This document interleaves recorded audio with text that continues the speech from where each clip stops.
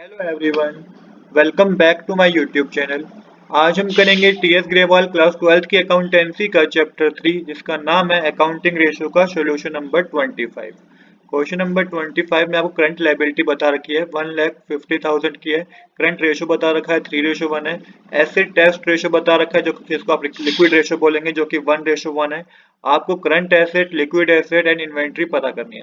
चलिए बिना देरी के शुरू करते हैं अपने आज के सॉल्यूशन को। सबसे पहले करंट रेशियो, आपको करंट रेशियो का फॉर्मूला पता होना चाहिए जो कि current asset divided by current liability होता है, जिसको आपको जो कि आपको गिवन है करंट रेशियो 3:1, जिसको आप 3/1 लिख लेंगे।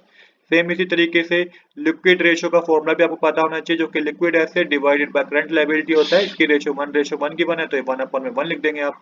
अब यहाँ पे आपको करंट लायबिलिटी 1,50,000 गिवन है।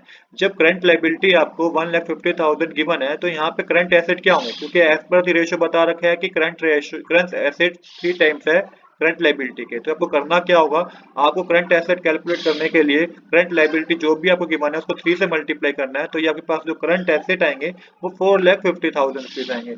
सेम इसी तरीके से अब आपको लिक्विड एसेट पता करने हैं। लिक्विड एसेट का बता रखा है जो करंट लायबिलिटी है वो उतने ही वही रेशियो पे लिक्विड एसेट है, मतलब कि 1:1 गिवन थी हमें, तो 1 से करंट लायबिलिटी को मल्टीप्लाई करेंगे तो 1,50,000 आएगा। यहाँ पे अब आपको इन्वेंट्री का फॉर्मूला पता करना है। इन्वेंट्री का फॉर्मूला जो होता है current asset minus liquid asset करेंगे तो ये माइनस करने पे 3 लाख रुपीज आएगा। तो यहाँ पे करंट लायबिलिटी भी आपको पता है, करंट एसेट भी पता है, लिक्विड एसेट पता चल गई और इन्वेंट्री भी पता चल गई। तो आज के लिए इतना ही। I hope you like this video. If you like this video please do subscribe this channel. Thanks for watching.